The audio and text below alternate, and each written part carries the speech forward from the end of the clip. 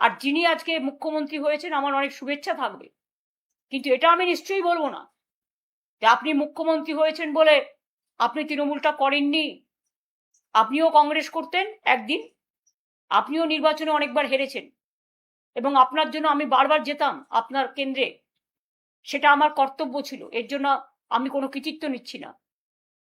এবং আপনিও প্রায় 10-11 বছর তৃণমূল কংগ্রেসের এমএলএ হিসেবে আপনি মন্ত্রী ছিলেন, কখনো ট্রান্সপোর্ট মিনিস্টার, কখনো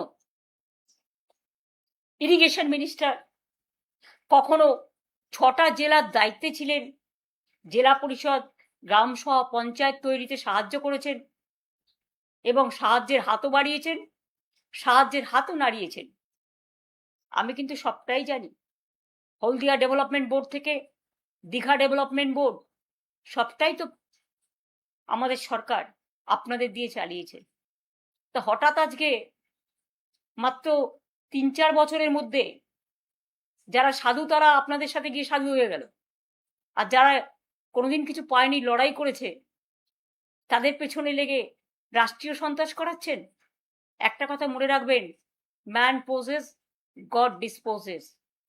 অ্যাট্রসিটিস করবেন না, এটা কিন্তু একদিন ফিরে আসতে পারে। মনে রাখবেন, every action has a reaction. আপনারা যত অ্যাট্রসিটিস করবেন আমরা কিন্তু তত বাড়বো। আজকে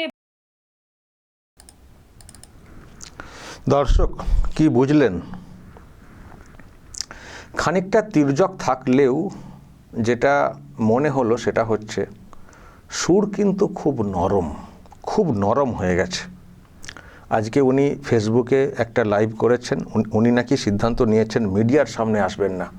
মিডিয়ারা সব গদি মিডিয়া, তাদের সামনে উনি কিছু বলবেন না, আসবেন না। ওনার যখন ইচ্ছে হবে উনি ফেসবুকে লাইভ করে বলবেন। তো আজকেও ফেসবুক লাইভ করেছেন, তো করে এই সব বলেছেন।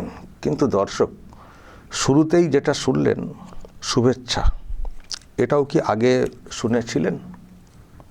যিনি রাজ্যের নতুন মুখ্যমন্ত্রী হয়েছেন শুভেন্দু অধিকারী, তাকে শুভেচ্ছা জানাতে এর আগে শুনেছিলেন? আমি কিন্তু শুনিনি। আমি কিন্তু আজকেই প্রথম নতুন মুখ্যমন্ত্রীকে ওনার তরফে শুভেচ্ছা জানাতে শুনলাম।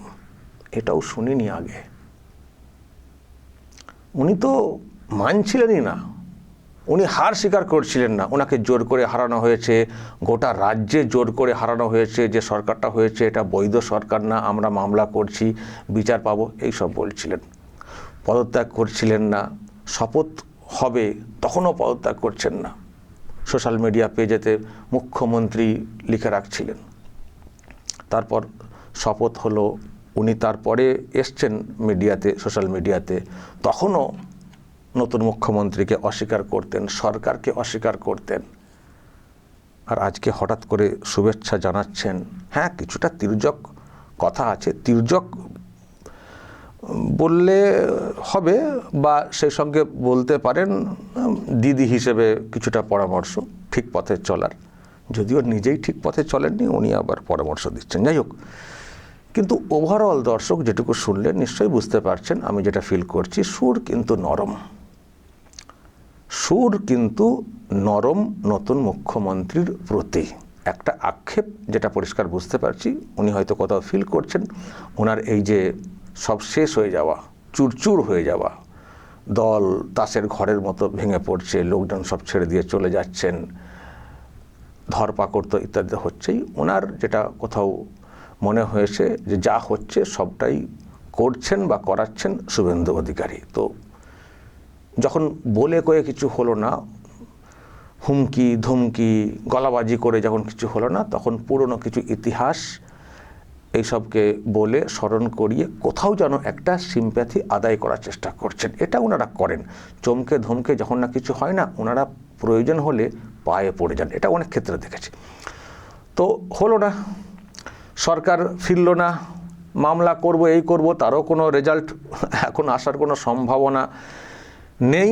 আর এর মধ্যে তাসের ঘরের মতো ভেঙে পড়ছে। তো আমার মনে হয় সেই জন্যে আর অস্বীকার করা, এই করা, হম্বিতম্বি করা, সেই সব না করে এখন কোথাও একটা নীতিজ্ঞান দিয়ে যদি খানিকটা কন্ট্রোলে বা একটু এদিকে সিম্প্যাথি আদায় করা যায়, সেই চেষ্টা উনি করছেন এবং সেই জন্যে আর বেশি ফোঁসফাঁস না করে একেবারে শুভেচ্ছা জানাতে শুরু করে দিয়েছেন। শুভেচ্ছা থাকবে বলে ওইভাবে কথাগুলো বললেন। কিন্তু আবারও বলছি, ওভারঅল যে মমতা ব্যানার্জি এবং তার ভাইপো খুব চড়াভাবে কথা বলতেন, বিশেষ করে তাদেরও টার্গেট কিন্তু শুভেন্দু অধিকারী ছিলেন, তো তার সম্পর্কে অনেক চড়া কথা বলতেন, কিন্তু আজকের দিনে তাকে মুখ্যমন্ত্রী হিসেবে মানছেন এবং শুভেচ্ছা জানাচ্ছেন।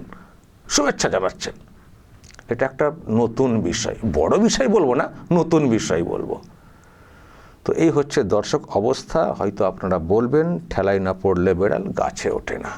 দেখছেন সব শেষ হয়ে যাচ্ছে, যত তাতাচ্ছি ততই আরও সর্বনাশ হয়ে যাচ্ছে। সুতরাং একটু সিম্প্যাথি যদি কোনোভাবে আদায় করা যায়। কিন্তু যা করেছেন মুখ্যমন্ত্রী এবং তার পরিবারের ব্যাপারে আপনি এবং আপনার ভাইপো, শুভেন্দু অধিকারী সত্যি যদি ব্যক্তিগতভাবে মনে হয় যে আপনাদের উপরে রেগে রয়েছেন, সেই রাগকে শান্ত করা, এইরকম সুর নরম করলেই কিন্তু হবে না। যা করেছেন সেগুলো ভোলার না। তার বাপ তুলে কথা, তাকে পুরোপুরি শেষ করে দেওয়ার চেষ্টা, মামলার পর মামলা, এখন বলছেন গ্রেপ্তারি বিনা নোটিশ বা প্রপার নোটিশ নেই গ্রেপ্তার। আর শুভেন্দু অধিকারীর বিরুদ্ধে কী করার চেষ্টা করেছিলেন লাগাতার, আর তিনি ছাড়া আমাদের বিরুদ্ধে কী করা শুরু করেছিলেন। এখন খুব কষ্ট হচ্ছে, ধরপাকড় হচ্ছে বলে খুব কষ্ট হচ্ছে, খুব যন্ত্রণা হচ্ছে। আর মানুষকে মিথ্যা কেস দিয়ে গাঁজা কেস দিয়ে মানুষের জীবনকে শেষ করে দেওয়া, আমাদের মতো লোকেদেরকে কি করেছিলেন আপনি বা আপনার পুলিশ, আপনার লোকেরা? আজকে খুব কষ্ট হচ্ছে। এখন বুঝছেন তো, ঠেলা বুঝছেন তো, দেখুন কেমন লাগে। ফলে ওইসব করে হবে না, যা করেছেন তার তো একটা কিছু রেজাল্ট তো হবেই। পাল্টা সবসময় যে বদলা নিতে হয় কাউকে, সেটা না, অটোমেটিকও হয়ে যায়। তো যাই হোক, কোথাও ফিল হচ্ছে ওনার যা করা হচ্ছে শুভেন্দু অধিকারী করছেন, কোথাও যেন আমার মনে হচ্ছে এইসব বলে টলে খানিকটা অন্যরকমভাবে দেখানোর চেষ্টা করছেন, তার ইতিহাস তুলে ধরছেন। এত বছর এই করেছেন, সাহায্য করেছেন, হাত বাড়িয়েছেন, হাত নাড়িয়েছেন, সব জানি, মানে বলছেন। আবার খানিকটা তির্যক, মানে ভিতরে তো যন্ত্রণা, রাগটাও তো আছে না, সেটাও একটু বেরিয়ে পড়ছে। তো খানিকটা হুঁশিয়ারি বা খানিকটা নীতিশিক্ষা বা জ্ঞান শিক্ষা এইসব দিয়ে উনি এইসব বলেছেন। আজকে কিন্তু মুখ্যমন্ত্রীকে বিরাট করে আক্রমণ করা সেটা কিন্তু করেননি, যতটা করেছেন দলের লোকেদেরকে।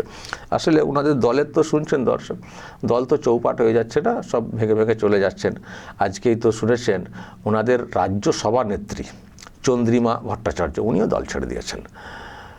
উনি বলেছেন আমার সঙ্গে মিসবিহেভ করেছেন, কালকে পার্টি অফিস দখল হয়ে গেছে বলে আমার সঙ্গে মানে ইনি নাকি ফোন করে বলেছেন দলটা তুলে দিলে, এই অফিসটা তুলে দিলে ওদের হাতে, এরকম অপমান কেন করবেন বলে সরে এসছেন। কিন্তু ইনি আবার আজকে ফেসবুকে বলেছেন এখানে এসে যে না, উনি এই কথা বলেছেন, কিন্তু উনি অনেক দিন আগে থেকেই ছাড়বেন বলছিলেন, ওনার ছেলে তো আগেই চলে গেছেন। তো এই হচ্ছে ব্যাপার। আসলে যখন মানে থাকে না সব, মানে যখন দেখবেন নাগালে থাকে না, নিয়ন্ত্রণের বাইরে চলে যায়, তখন ওই আঙুর ফল টক এই টাইপের করে একটা সাফাই দেওয়ার চেষ্টা হয়। তো আমি জানি না, যে কোনো কারণেই হোক দল ছেড়ে চলে যাচ্ছেন লোক, আর উনি দিনের দিন একা হয়ে পড়ছেন। যখন বড় একা হয়ে যান, হঠাৎ করে আর একটা নাম্বার চলে যায়, তখন হতাশাগ্রস্ত হয়ে পড়েন, তখন ফেসবুকে এসে একটু কিছু প্রকাশ করে মনে সান্ত্বনা নিয়ে আসেন, আর কর্মীদেরকে শান্ত রাখার চেষ্টা করেন বা ভরসা দেওয়ার চেষ্টা করেন। তো উনি আজকে বলেছেন, আমি যেটা আগের ভিডিওতে বললাম, যে রাজ্য সভানেত্রী ছিলেন চন্দ্রিমা, তো উনি তো চলে গেলেন, তাহলে কে ওই পদে বসবেন? কুণাল, মহুয়া, কল্যাণ? ওনাদের তো মনে হচ্ছে না উনি খুব একটা ভরসা করতে পারবেন বলে। আমার মনে হয়, মানে আমি বলেছিলাম যে উনি নিজেই না আবার ওটাকে দেখতে শুরু করেন, যে আমি তো সভানেত্রী অল ইন্ডিয়া পার্টির সুপ্রিমো আছি, আবার রাজ্যটাও আমি দেখব। হতে পারে ওনার এই অবনমন হয়তো হতে পারে। তো দেখলাম তাই কিন্তু হয়েছে। আজকে উনি সে কথাই বলেছেন যে আমি দেখব, রাজ্য সভানেত্রী উনিই দেখবেন, অল ইন্ডিয়া দেখবেন, রাজ্য সভানেত্রী আমার তো কোনো কাজ নেই, আমিই দেখব। দেখছি আমার আগের কথাটা মিলল খানিকটা, যে উনি নিজেই দেখতে পারেন। মানে ওখানে আর কাউকে বসাচ্ছেন না, আরও দুজনকে কি সাধারণ সম্পাদক করেছেন, কুণাল ঘোষ এবং মদন মিত্রকে, সেটা বলেছেন। কিন্তু আজকে উনি একটা আশঙ্কা প্রকাশ করে রাখলেন, ওনার যে সিম্বল জোড়া ফুল, ওটা চলে যেতে পারে। তো তার জন্যে জ্ঞানেশ কুমার যিনি আছেন মুখ্য নির্বাচন কমিশনার, তাকে দোষারোপ করেছেন। তাকে তো বরাবরই দোষারোপ করে থাকেন, তো সেটা করেছেন। আমি আপনাদেরকে দর্শক একটু শোনাই, ওনার সিম্বল যে চলে যেতে পারে সেই বিষয়ে উনি কীভাবে আশঙ্কা প্রকাশ করেছেন। একটু দেখুন দর্শক, তারপর ব্যাখ্যাতে আসছি। আপনারা যারা বেঈমানরা, গদ্দাররা, বিজেপির কাঁধে কাঁধ মিলিয়ে তাদের কথা মতো চলছেন, বিজেপি স্পন্সর যারা, তারা আমি বলবো যদি সাহস থাকে, বুকের পাটা থাকে, যান গিয়ে বিজেপিতে গিয়ে জয়েন করুন, আমাদের কোনো আপত্তি নেই। তবুও বুঝবো আপনারা বিজেপিতে চলে গেছেন। বিজেপিতে থেকে দল ভাঙার চক্রান্ত, ভাবেন কি যে আমি মরে গেছি? ভাবেন কি আমাদের কর্মীরা মরে গেছে? ভাবেন কি অল ইন্ডিয়া তৃণমূল কংগ্রেস মরে গেছে? মনে রাখবেন, আপনার পক্ষে আছে বলে সরকার, আপনি তাকে দিয়ে নির্বাচন কমিশনের কাছে কমপ্লেন করিয়ে আপনি সিম্বল কেড়ে নিতে পারেন। যদিও আমরা জানি সিম্বল আপনার পক্ষে যাবে না, কিন্তু ধরে নিলাম যদি ভ্যানিশ কুমার বাবু আমাদের পার্টিকে ফিনিশ করার জন্য ইলেকশনটাও করেছেন, যদি সিম্বল দিয়েও দেয়, তাতে কি যায় আসে? সিম্বল সেটাই হয় যেটা সাধারণ মানুষ গ্রহণ করে, তৃণমূল কংগ্রেসরা গ্রহণ করে। আমি এই সিম্বল দিয়ে 1 মাস 22 দিনের মাথায় আমি কিন্তু লড়াইটা করেছিলাম। তখন আমি সিম্বলটাও কাউকে চেনাতে পারিনি। আর এখন দরকার আমি গলায় সিম্বলটা ঝুলিয়ে মানুষের কাছে যখন বেরোবো, আপনারা কি আমার কণ্ঠরোধ করতে পারবেন? তো এই হচ্ছে ব্যাপার। উনি কোথাও একটা আশঙ্কা করছেন যে সিম্বল চলে যাবে। আবার আগে বললেন যদিও যাবার না, তো বলছেন কেন? নিশ্চয়ই বুঝছেন সিম্বল চলে যেতে পারে। তো উনি বলছেন নতুন একটা সিম্বল বের করে গলায় ঝুলিয়ে ঘুরুন, গলায় ঝুলিয়ে ঘুরবেন, জোড়া ফুলের বদলে অন্য কিছু ফুল তুলে নিন, সেটা করুন। তো তারপরে সত্যিই মানুষের ভোট কতটা আর টানতে পারবেন, এটা দেখার ব্যাপার আছে। আমরাও খুব কৌতূহলী। তো দর্শক, এই হচ্ছে বিষয়। দলের যারা সব চলে যাচ্ছেন তাদের বিষয়ে বেশি কথা বলেছেন, কিন্তু মুখ্যমন্ত্রীর সম্পর্কে আজকে খুব বেশি কথা চড়া সুরে বলেননি, বরং নরম সুরে শুভেচ্ছা জানিয়েছেন। দর্শক, বলবেন যদি আপনাদের এই নিয়ে কিছু মতামত থাকে, যা বলার বলবেন এবং নজর রাখবেন আরামবাগ টিভিতে।